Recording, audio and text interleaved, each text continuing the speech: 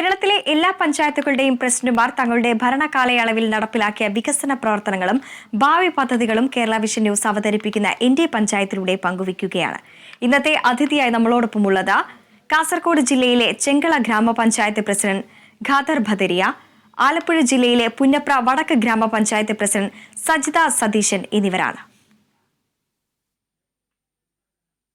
എല്ലാവർക്കും എന്റെ പഞ്ചായത്തിലേക്ക് സ്വാഗതം.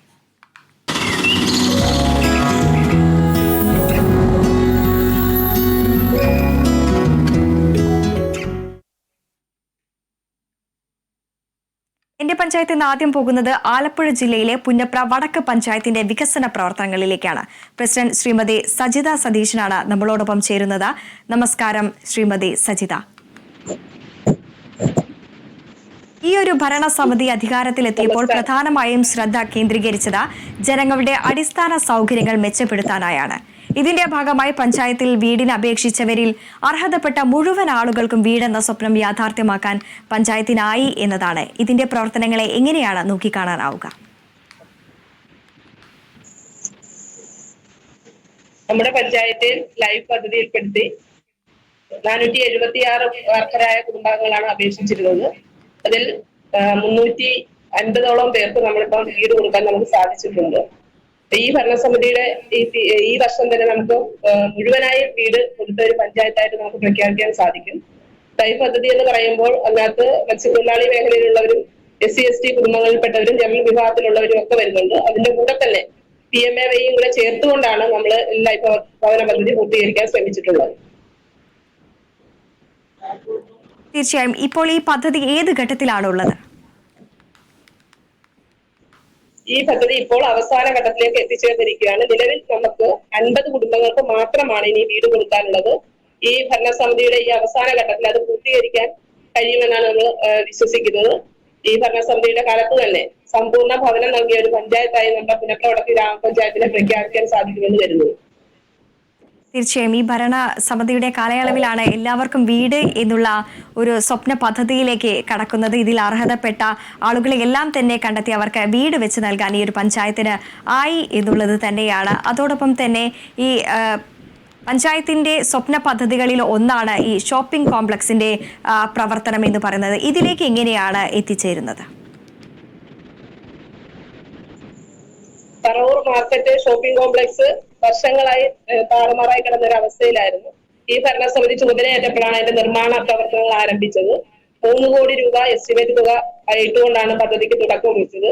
ഇപ്പോൾ 2 നിലകളായി കെട്ടിടപ്പണി പൂർത്തീകരിച്ചിട്ടുണ്ട്. 1.5 കോടി രൂപ ചിലവഴിച്ചാണ് ഈ 2 നിലകൾ പൂർത്തീകരിച്ചത്. ഈ മെയ് മാസം 20-ാം തീയതി ബഹുമാന്യായ സജി ചെറിയാൻ മന്ത്രിയാണ് നമുക്ക് ഉദ്ഘാടനം നടത്തുന്നത്. അതോടൊപ്പം തന്നെ പഞ്ചായത്തിന്റെ വരുമാനം വർദ്ധിക്കുന്ന രീതിയിലേക്ക് ഈ പദ്ധതി നമുക്ക് മാറ്റാൻ സാധിക്കുമെന്നാണ് കരുതുന്നത്. തീർച്ചയായും. അതോടൊപ്പം തന്നെ എടുത്തു പറയേണ്ടത് കടലും കായലുകളുമാലും ചുറ്റപ്പെട്ട ഒരു പഞ്ചായത്താണിത്. പൂർണ്ണമായും 5 വാർഡുകൾ ഈ തീരദേശ മേഖലയിൽ ഉൾപ്പെടുന്നുണ്ട് എന്നുള്ളതും എടുത്തു പറയേണ്ടതാണ്. അതിൽ ഇത്തരത്തിൽ തീരദേശ പ്രദേശത്തുള്ള ആളുകൾക്ക് വേണ്ടിയുള്ള പ്രവർത്തനങ്ങളെല്ലാം തന്നെ ഏത് രീതിയിലാണ് പഞ്ചായത്ത് നടപ്പിലാക്കി വരുന്നത്? കൂടുതലും മത്സ്യത്തൊഴിലാളികളെല്ലാം തന്നെയുള്ള ഒരു പ്രദേശമാണല്ലോ. തീർച്ചയായിട്ടും 17 വാർഡിൽ 5 വാർഡുകൾ പൂർണ്ണമായിട്ട് തീരദേശ വാർഡുകളാണ്.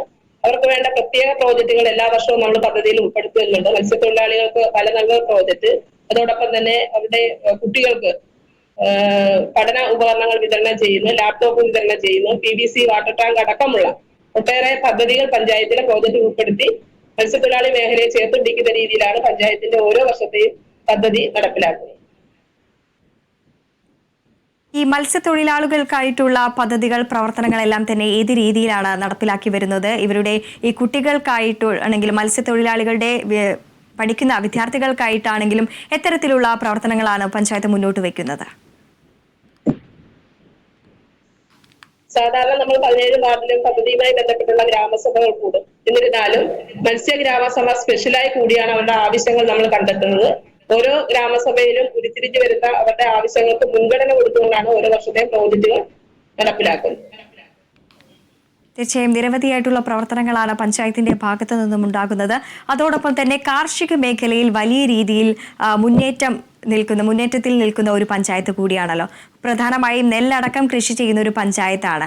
ഇവിടെ ഈ കർഷകർക്കായിട്ടുള്ള പദ്ധതികളെല്ലാം തന്നെ ഏത് രീതിയിലാണ് നിർവഹിച്ചു വരുന്നത്? പഞ്ചായത്തിന്റെ ഒരു പ്രദേശം ഹൈവേക്ക് പടിഞ്ഞാറ് വശവും ഹൈവേ കിഴക്ക് വശമാണ് നമ്മുടെ കാർഷിക മേഖല ഉള്ളത്. 6 പാടശേഖരങ്ങളാണ് നമ്മുടെ പഞ്ചായത്തിലുള്ളത്. അവർക്ക് നെൽകൃഷിക്ക് ആവശ്യമായ നെൽവിത്ത് സബ്സിഡി അടക്കം കൊടുത്തുകൊണ്ടും അതോടൊപ്പം തന്നെ പച്ചക്കറി കൃഷിക്ക് പ്രോത്സാഹനം നൽകിക്കൊണ്ടുള്ള ഓരോ പ്രോജക്റ്റുകളാണ് ഓരോ വർഷവും നമ്മൾ നടപ്പിലാക്കിക്കൊണ്ടുവരുന്നത്.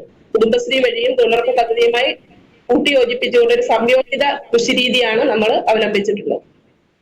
നമുക്ക് ദൃശ്യങ്ങളിലെല്ലാം കാണുന്നത് പോലെ തന്നെ ചെണ്ടുമല്ലി കൃഷി അടക്കം തന്നെ നടത്തിയിട്ടുണ്ട് അല്ലെ? ഈ ഓണക്കാലത്തെ ബേസ് ചെയ്തിട്ടാണോ ഇത്തരത്തിലുള്ള പ്രവർത്തനങ്ങളെല്ലാം തന്നെ പഞ്ചായത്ത് നടപ്പിലാക്കുന്നത്? അതെ, ഓണക്കാലത്തെ മുൻനിർത്തിയാണ് JLG ഗ്രൂപ്പുകൾ വഴിയാണ് നമ്മൾ തൊഴിലുറപ്പ് പദ്ധതിയിൽ വെട്ടിപ്പ് കൃഷി ചെയ്തുകൊണ്ടിരിക്കുന്നത്. നല്ല ഒരു വിളവാണ് ആ അവസരങ്ങളിൽ ആ ഗ്രൂപ്പുകൾക്ക് ചെയ്യാൻ സാധിച്ചിട്ടുള്ളത്. ഓണക്കാലമാകുമ്പോൾ നമ്മുടെ പഞ്ചായത്ത് പ്രദേശത്തും അതോടൊപ്പം തന്നെ അതിന് പുറമെയുള്ള ആളുകൾക്കും ഉപയോഗിക്കുന്ന രീതിയിലേക്കുള്ള പൂ നമുക്ക് കൃഷി ചെയ്തെടുക്കാൻ സാധിക്കുന്നുണ്ട്.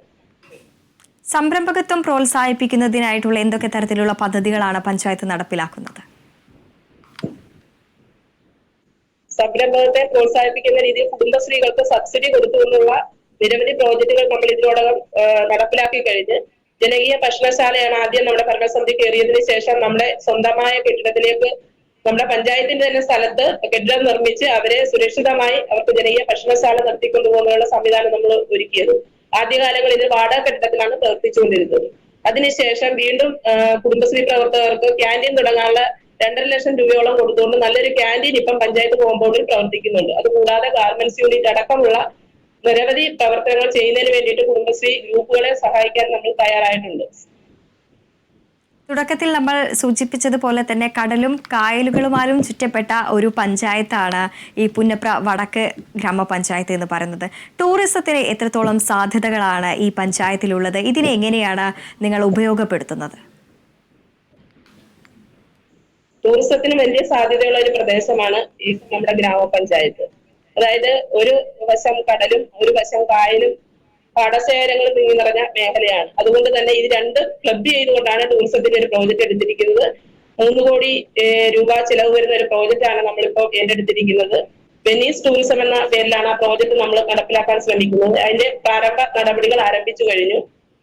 സെമിനാർ അടക്കം നടത്തി കഴിഞ്ഞ് തുടർ നടപടിയിലേക്ക് പോവുകയാണ്. കുടുംബശ്രീ ഗ്രൂപ്പുകളെ സജ്ജമാക്കുന്നത് വളരെ വിപുലമായ രീതിയിലാണ് അതിന്റെ പ്രവർത്തനങ്ങൾ നമ്മൾ ആരംഭിച്ചിരിക്കുന്നത്.